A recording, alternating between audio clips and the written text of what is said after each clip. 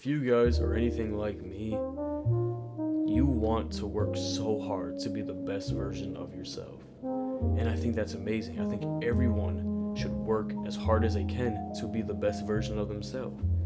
But I also think it's important for us to slow down, sit in complete silence, and if you want, sit in complete darkness as well.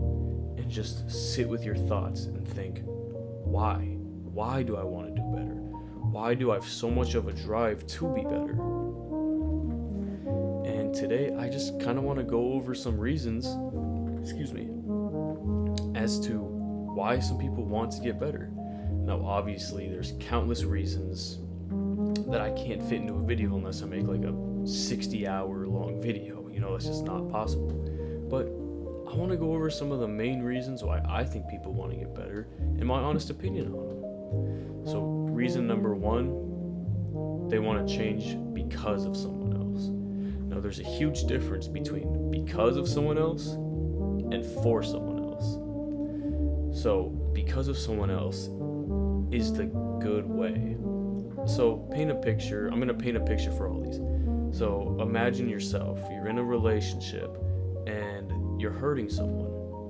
I know I can speak from experience. I've hurt someone in the past that I really loved and I really cared for. And you look at them and you think, wow, I don't want to lose this person. So I'm going to do better and make myself the best version I can.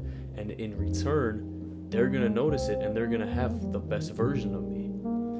That is a very good thing to think.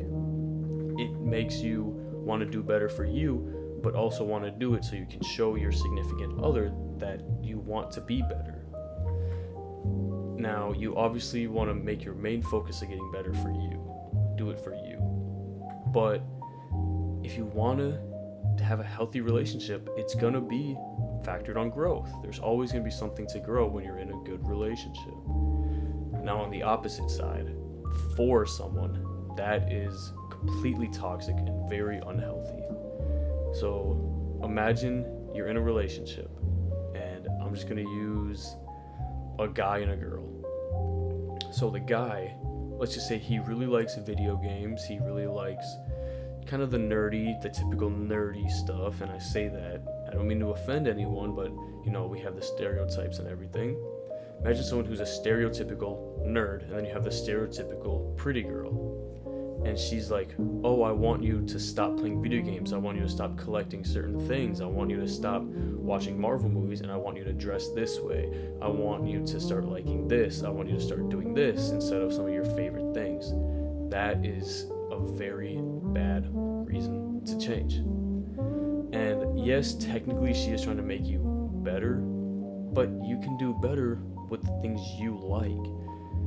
And I think it's so unfair that people, and it's not just girls doing it to guys, it's guys doing it to girls. Trying to change someone to fit your narrative is just not okay. And you shouldn't change yourself to fit for someone else.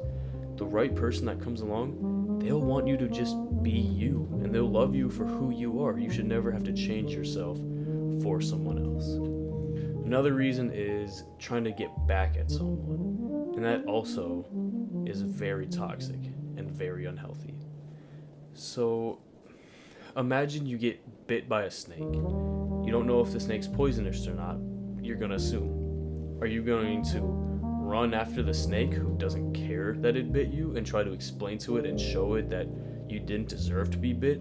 Or are you gonna go straight to getting help and trying to get better? You're gonna try to go get better. So why is it different for a snake compared to a person? Now, if a person's biting you, you should probably get tested for some disease.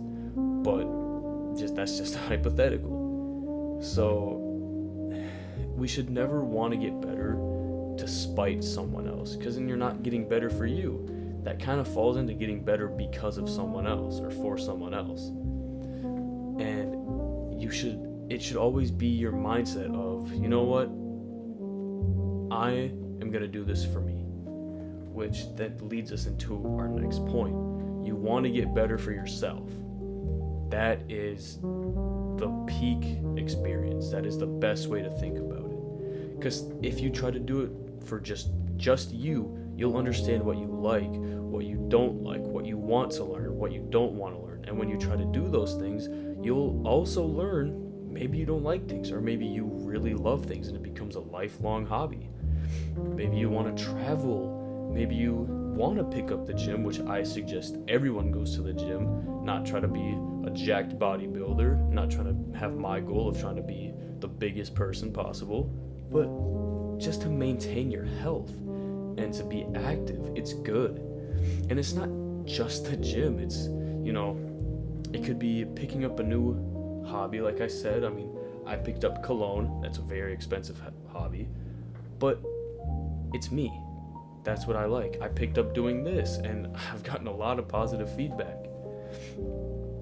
There's things that you can do alone, and it's beautiful to do it alone. I think that's the best reason to do it. Now, another reason is, and it's sad, you may hate yourself. You may have done something so bad to the point where you just can't live with yourself anymore and you want to create a new person. Now, that can be good, but it can also lead to avoiding some serious issues.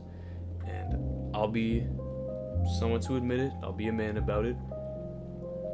I was unfaithful in a relationship before, and I feel terrible. It was 3 years ago, so a long time ago, and I've gotten so much better, but I held it against myself for so long to the point where I started beating myself up about it. I wanted to change myself, but in doing that, I was just killing off an old version of myself, and that can be good, but there was things that I actually liked about myself back then. But if you hate yourself too much, you're gonna start resenting yourself, and that leads to low self-esteem and being insecure all the time.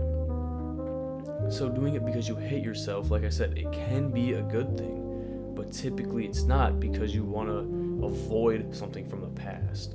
And you should never avoid something from the past. You should always come to terms with it, face it head on, and say, hey, this happened, but I'm not gonna let it affect me anymore. So those are just some of the reasons. I know there's a lot more. I'll definitely make this a multiple part thing for the series. I'll probably do part 2 tomorrow. Not tomorrow. Probably do part 2 next week when I start understanding a little bit more. I'm just going off of some of the major things now.